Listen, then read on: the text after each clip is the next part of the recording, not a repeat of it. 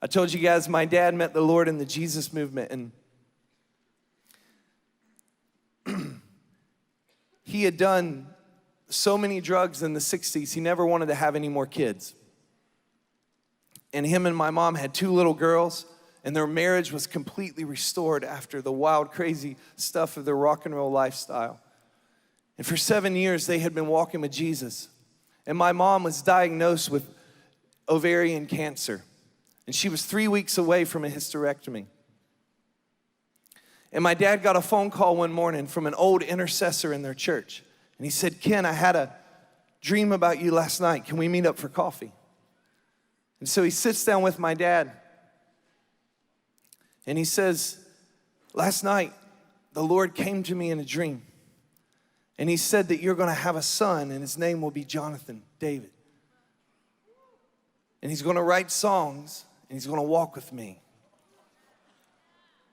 And my dad goes, this is crazy.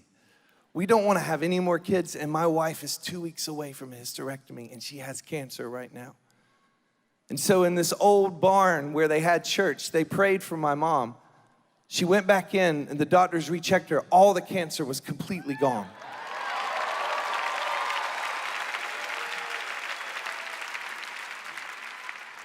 And 3 years later, I came into the world. All the nurses thought I was going to be a little girl.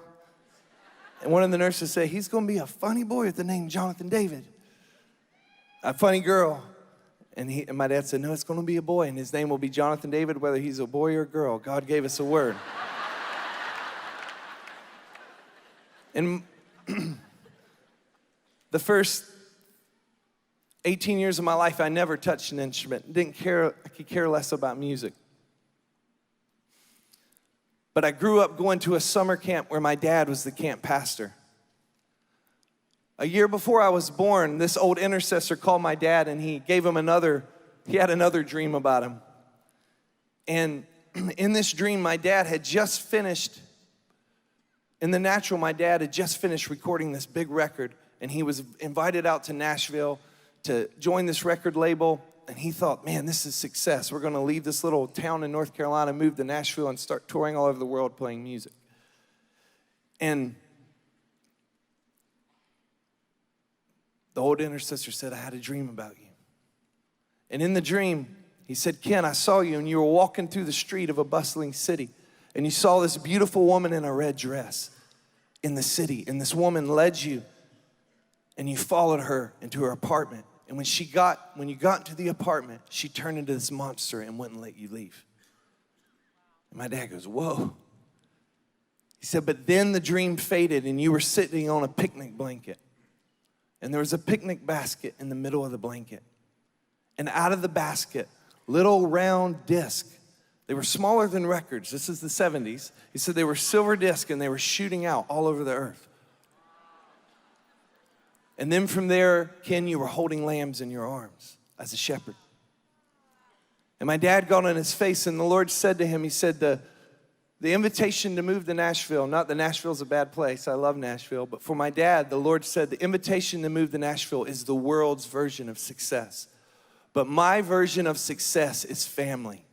And if you give yourself to family, I'll promote the music out of the heart of family, and it'll go all over the world.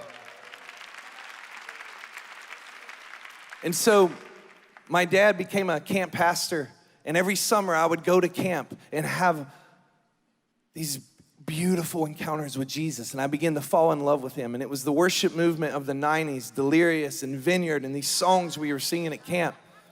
And I came home from camp when I was 17. I went to my dad's room and said, Dad, do you have a guitar? I want to learn those songs because I want to keep my fire burning this year. And I'll never forget the smile that came across my dad's face. And so a year goes by, I started learning chords. I went off to England to do a ministry school, and my parents came to visit me while I was in England. And the week they were there, we were out one night with some friends, and my friend said, play your dad that song you've written. They handed me my guitar. I was nervous, and I had just learned a few chords, and I began to play this song I'd written. And I finished the song, and my dad's sitting on the other side of the room, and I look at him, and he's looking at me. He has these massive tears coming down his face. and this smile. He goes, son, did you write that song? I'm like, yeah, is it any good, Dad? He said, you have no idea how long I've been waiting to hear that song.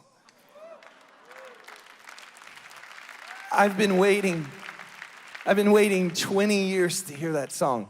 Now, the thing was, my parents had told me my mom had been healed from cancer, but they never told me about the prophetic word with music. They just prayed into it. And they prayed into it because they didn't want to create a pressure. They just prayed into it. They wanted the presence to do it. And he began to tell me this story. He's like, well, before you were born, there was a word over your life about music. And I was just undone. A couple weeks later, I'm hanging out with the Lord, and he said, you think your dad had been waiting a long time to hear you sing that song? I've been waiting since the garden to hear that song. And that's not just for me, guys. It's for you. It's for the song of your life. And if I hadn't had a father who had been smiling and fighting for me, fear would have stolen my song.